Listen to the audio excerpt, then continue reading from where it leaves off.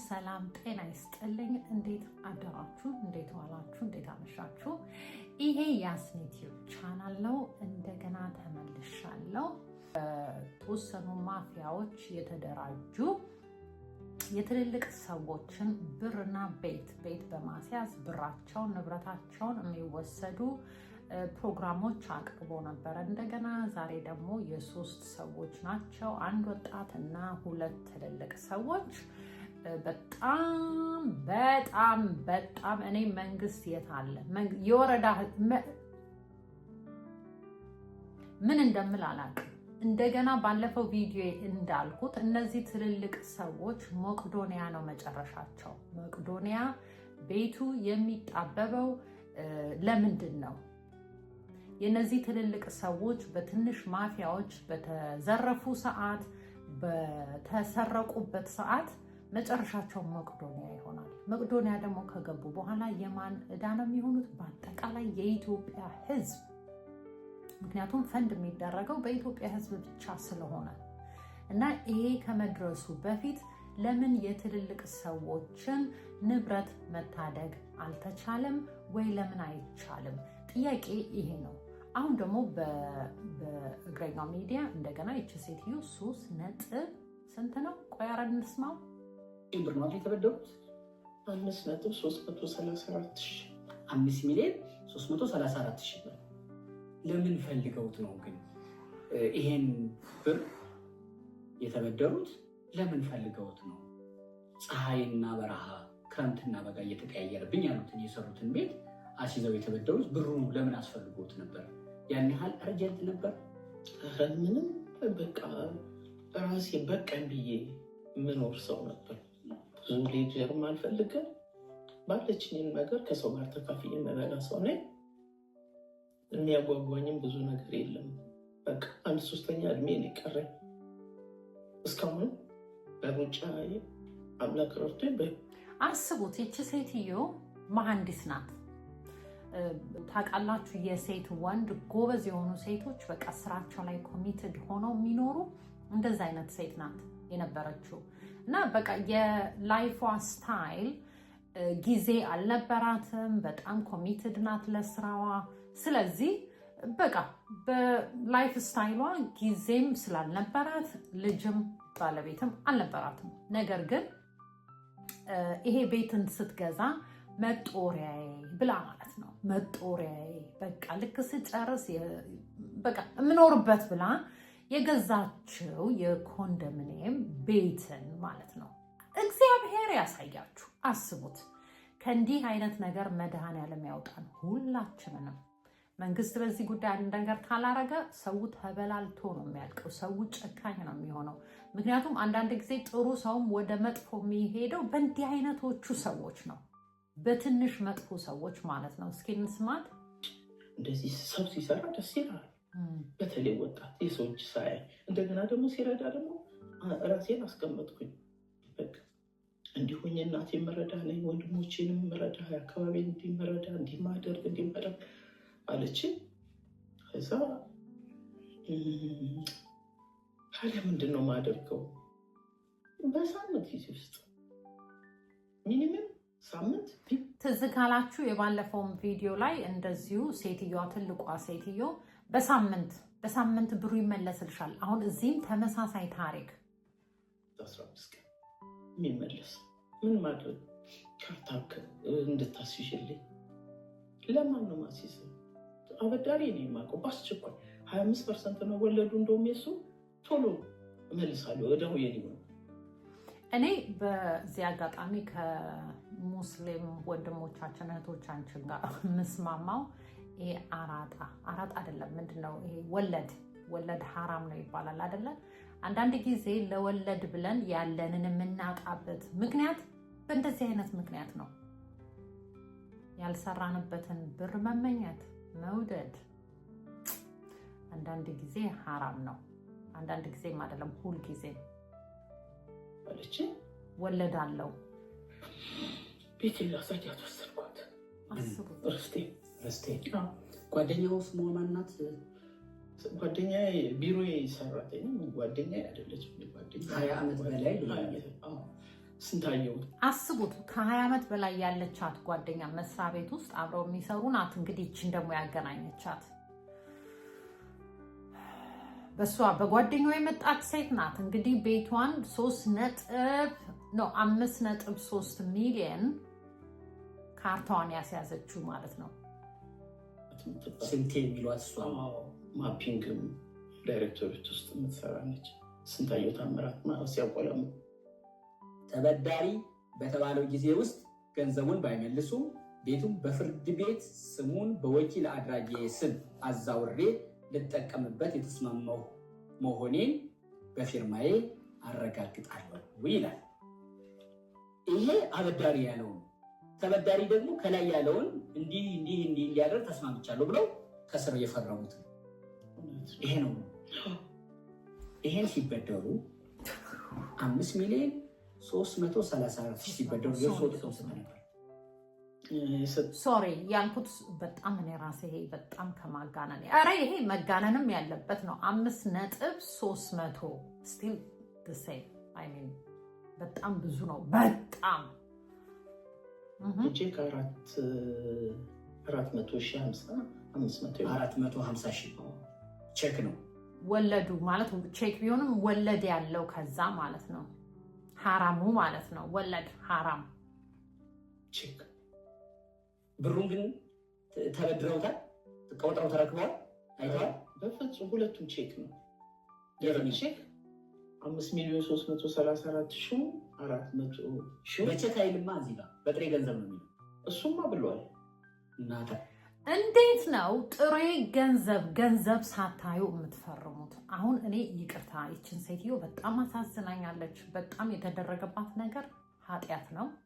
ግን እንደ አዋቂ እንደ ተመራማሪ እንደዚህ በየክፍለ ሀገሩ እየሄደች መንገድ ስትመትር ምን ስትል እውቀቱ አላት። እንዴት ነው ያላየሽውን መሬት ያላየሽውን ብር አይቻለሁ ከነገር ከጦስ ያወጣናል። ይሄ ዊሊንግ ዲሊንግ በትንሽ ብር ከዚህ ጋር መንግስት ያላወቀውን ነገር ምናምን ተብሎ የሚሰራ ነገር ተጠንቀቁ። መጨረሻ ላይ ራሳችሁን ነው ዞሮ የሚያጠቃው። በቃ ይሄ ነው ዋናው።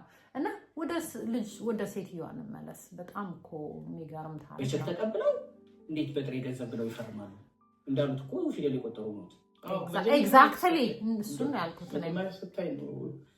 400 ትርፎ 400 ምናምን ካርታ ሊያስያዙበት የሚከፈል የውለታ ይሁን የሆነ ፐርሰንት እሱን በልተዋል። ምንም ነገር ይሄ ሁሉ ሆኖ ነው አሁን የቤት ጉዳይ መለሳለሁ። ወይዘሮ አወጣሽ እንዴት አሉ? ደግሞ ሌላ መስኪንዬ ሴት ይችኛዋ እንደው በጣም ነው የምታሳዝነው። እሷም አሉ የሰው ቤት እንኳን ያለቀ ቀጨኔ ነው፣ ቪላ ቤት ነው ያለሁት። ዜናው ቆየት ብሏል ከሰማሁት። እንዴት አሉ ግን ይላል። ምንድን ነው መተዳደሪያው? ተበደሩልኝ።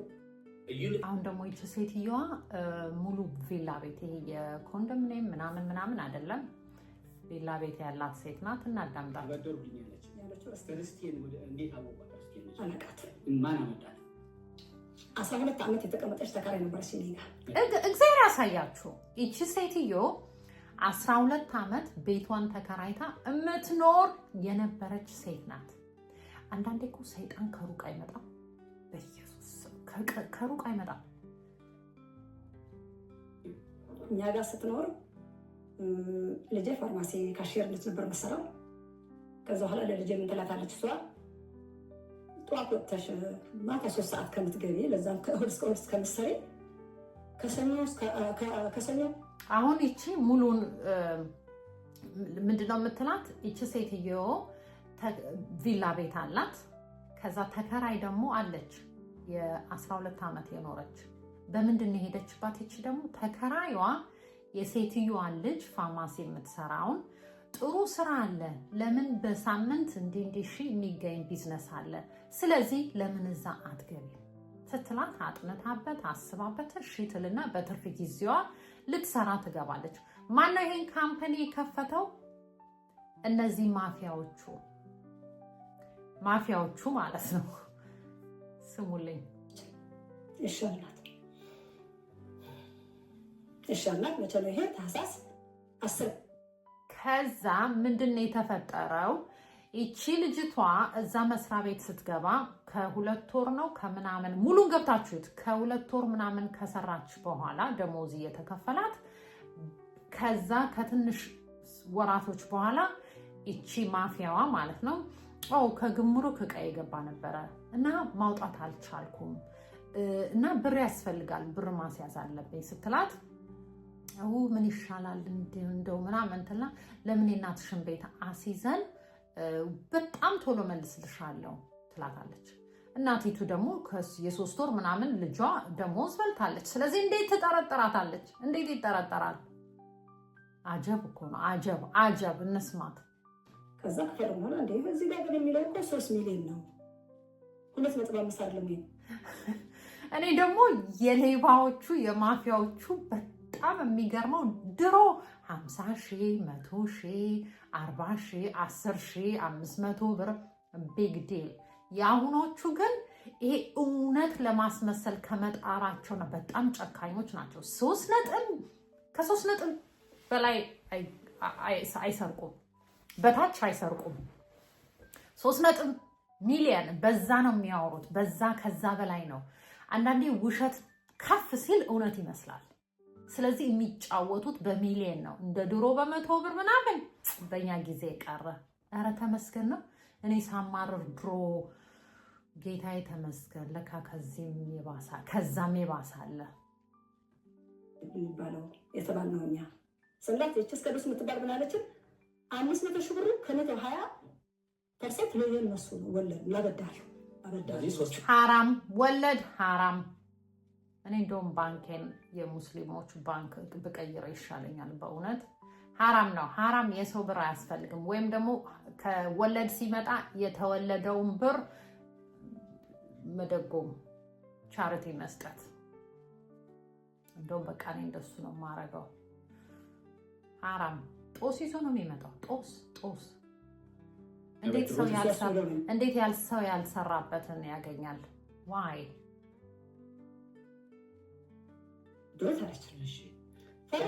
በዚህ ምክንያት ፈረሙ። ወደ እንትኑ እንድናመጣው አተርፍ ባይ አጉዳ የሚባለው እዚህ ጋር ነው። ሌላ የተለየ ነገር ከሌለ ቀጥዬ ጥያቄ ላነሳ። ከዛ በኋላ ምንድን የተፈጠረው? ከዛ በኋላ ፈርመን ጨርሰን ከዛ በቸክ ነው የተሰጠው። እርሶ ይቅር አይደለም በቸክ አይደለም ቆጥሬ ነው የሚለው እዚህ ጋር ቆጥሬ እንደነገር ነው። እሺ ከዛ በኋላ የት ሄድን? ከዛ ወጥተን አቢሲኒያ ባንክ ዘለለ አቢሲኒያ ባንክ 400 ሺህ ብር ወደ ባለቤት አካውንት ገባ።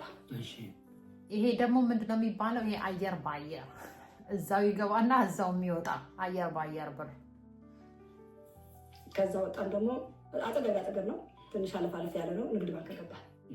ንግድ ባንክ ደግሞ 2.5 ሚሊዮን ብር ገባ ጠቅላላ ወደ ባለቤት አካውንት ገባ። ከዛ ምን ተባለ? 400 ሺህ ብሩ አቢሲኒያው ወደ መሰለ ይገለጥ ተባለ። እዛው ገልብጣው ተባለ። ባለቤቴ ከማን ነበር ወደ እሱ ወደ ባለቤቱ የገባው? ከካሳሁን ወደ እሱ ገባ። ከሱ ደግሞ እንደገና ወደ መሰለ ይገለጥ ተባለ። እዛ አስተላልፍለት ተባለ። እዛ 400 ሺህ ብር አስተላልፎለት ወደ ንግድ ባንክ ገባ። ንግድ ባንክ ገባን ደግሞ 2.1 ነው ገብቶ ያለው ለሱ 1.829,200 ለሱ አስተላልፍለት ተባለ። ወደ መሰለ እንደገና ደግሞ ወደ እሱ እንደገና አስተላለፈለት። እንግዲህ ብሩ ከባንክ ወደ ባንክ ነው የሚሄድ ያለው እጃችን ላይ አየር ባየር። 110 ሺህ ደግሞ ለርሴ ተላልፍለት ተባለ። ለሷ ማስተላለፍ 150 ሺህ። አሁን የዚችኛዋ ሴትዮ በአጠቃላይ ምንድነው መጨረሻው በዚህ ቪዲዮ ላይ ያለው ቤቱ አሁን በሐራጅ ሊወጣ ነው። ይሄ ደግሞ ወጣት ልጅ ነው። ወጣት ላይ እንዴት ተሸወደ? 2 ነው ብድር ያለ 3። ይሄ ደግሞ እንደዚሁ ወጣት ይሄ እንኳን ወጣት ነው። እንዴት ተሸወደ ነው የሚያስለው። እሱ ደግሞ የአያቱን ቤት አስቡት። ይሄ ሁሉ አሁን የሚፈጠረው በትልልቅ ሰዎች ነው። ኢቭን ልጁ ዲል ቢያደርግም መጨረሻ ላይ የሚወድቀው ሰው ማን ነው? አያቱ ናት። እሱም እንደዛው ተመሳሳይ ታሪክ 3 ነው። እንደው ጥሞ ነው ደጋጋው ወደ ማሉማ ልግባለሁ ወይ መጣም አቶ ዘመድኩን ገዛኸኝ ባዩ ይሄን ያበደረ የመጀመሪያው እሱ ነው። ኢትዮጵያዊ የአቶ አለማየሁ ዳዊት ሙሄ ህጋዊ ወኪልና በውክልና ስልጣን ምናምን ይላል። ተበዳሪዎች ወይዘሮ ማርታ መከተ አያሌው ዜግነት ኢትዮጵያዊ አድራሻ አዲስ አበባ ክፍለ ከተማ አራዳ ወረዳ 07 የቤት ቁጥር 197/2 አቶ ዮናስ ተገኝ ጃለታ ዜግነት ኢትዮጵያዊ አድራሻ አዲስ አበባ ክፍለ ከተማ። ማርታ መላኩ ማለት ባለቤት ኦኬ። ደዋ ብቻ መስለኝ ነበር ደግሞ ለካ ሰው ይዘህም ነው የገባው እኔ ገንዘብ። ስለዚህ ያንተ በጥሬ ገንዘብ አይልም እዚህ ጋር ማለት ነው። በጥሬ ገንዘብማ ውልና ማስረጃ እንደዛ ነው የሚለው። ለምን ቋሚ ነው። በቃ ውሉ ሲጻፍ በጥሬ ገንዘብ እየተባለ ነው የሚጻፈው። ግን አካውንት ጥሬ ገንዘብ ደግሞ የኢትዮጵያ ሕግ አይፈቅድም። ኦኬ ጥሬ ሕግ። ስለዚህ የኢትዮጵያ ሕግ ጥሬ ገንዘብ ካልፈቀደ ለምንድን ነው የወረዳ ሰዎች በጥሬ ገንዘብ ተብሎ የሚጻፈው? አይፈቀድም። ታዲያ ለምንድን ነው እየሄዱ የሚፈራረሙት? ምንድን ነው ፖይንቱ? ስለዚህ ውልና ማስረጃ የኢትዮጵያ ሕግ አያውቅም ማለት ነው። እውነት ለመናገር እንደው ሌላ ነገር እንዳያመጣብን እንጂ የቤት መያዣ ውሉ እሱ ራሱ ፍርድ ቤት ላይ ውድቅ ነው። በምን ማንኛውም ሰው ግለሰብ ቤት ካርታ ይዞ በስሙ አዙሮ መገልገል ነው የሚለው እሱ ላይ በስም አዙሮ መገልገል የሚል ውድቅ አድርጎታል ፍርድ ቤቱ። አሁን አንደኛው ክስ ላይ ሐራጅ የተወሰነብኝ ላይ ይሄ ውል ከህግ አግባብ ውጭ ነው፣ ይሄ ቤት በስም አዙሮ ነገር ግን ገንዘቡን ክፈል ነው የተበደርከው ቤቱ። ይሄ በጣም ኮምፕሊኬትድ ያልሆነ ነገር ኮምፕሊኬትድ የሚያደርገው ምንድነው? ውል አፈጻጸሙ። እነዚህ ማፊያዎች በጣም ትንሽ ግሩፕ የሆኑ በሚወዱት ሰው በዘመድ በሚያውቁት ሰው እንደ ስኔክ ገብተው በምታውቁት ሰው ማለት ነው። መጀመሪያ እናንተ ጋር አይደለም ቀጥታ የሚመጡት እናንተ ጋር ሳይሆን በምትወዱት ሰው። ከዛ የምትወዱት ሰው ጋር ደግሞ ፍሬንድ የሆኑና በዛ ይሉና የነዚህ ትልልቅ ሰዎችን ቤት ንብረት ያሳጣሉ። ስለዚህ መንግስት የህግ ሰው እባካችሁ እናቶቻችን አባቶቻችን መቄዶንያ ከማረፋቸው ከመግባታቸው በፊት ህጉን ምን ወዴት ዋይ ብለው ኢቭን የመቄዶንያ ባለ አስተዳደር ቢንያምን አይደለም አምሹር በጣም ብዙ ሰው የሚሰራ ለአድሚን የሚያደርጉ ነገሮችን ሰውን ሲያስገቡ የነዛን ሰው ታሪክና እንዳለ ዶኪመንት ሰብስበው አውቀው በህግ ቤታቸው ተወስዶ በእንደነዚህ አይነት ማፊያ ተወስዶባቸው ከሆነ ህግ እንዲመልስላቸው ቤታቸው እንዲመለሱ ማረግ እንጂ እንዳለ ምንም እንዳልተፈጠረ በቃ ስላረጁ ነው መሄጃ ስለሌላቸው ነው ምናምን ተብለው ለምን ይሰቃያሉ?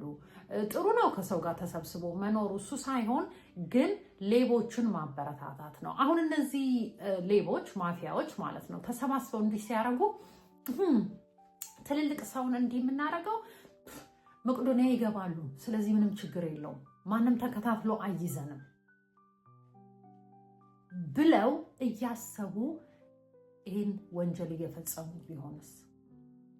ስለዚህ እባካችሁ የኢትዮጵያ ሕዝቦች በቀበሌ በምንም የምትሰሩ ይሄን ነገር ታደጓቸው። የመቄዶንያም ደግሞ ባለ አድሚን ሰዎችን ሲያስገቡ እነዚህ ሰዎች ለምን ወደቁ ብለው መጀመሪያ አጥንተውና አይተው መሆን አለበት ብዬ ነው የማስበው። ምክንያቱም የሁላችንም ግዳጅ ስለሆነ የመቄዶንያ ማለት ነው። ምክንያቱም ከረዳን ምን ካልን ድረስ እንዲህ አይነትን ጥያቄ የመጠየቅ ግዴታ ስላለብን ማለት ነው። እና ይህንን ነው ዛሬ ይዤላችሁ የመጣሁትኝ። እግዚአብሔር ለሁሉም ሰላም ያምጣ። በህግም ደግሞ እነዚህ ቤታቸውን እቃቸው በሰላም እንዲመለስና እነዛ ማፊያዎች በህግ ቁጥጥር ስር እንዲውሉ ምኞቴ ነው። በቃ ለዛሬ ይህንን ይዤላችሁ የመጣሁት ያስኒ ዩቲዩብ ቻናል ነው። ሰብስክራይብ እና ላይክ በማድረግ ፍሬንድ ሁኑ፣ ሞር ቪዲዮ እንድሰራ ማለት ነው። አመሰግናለሁ። መልካም ቀን ለሁላችሁ ባይ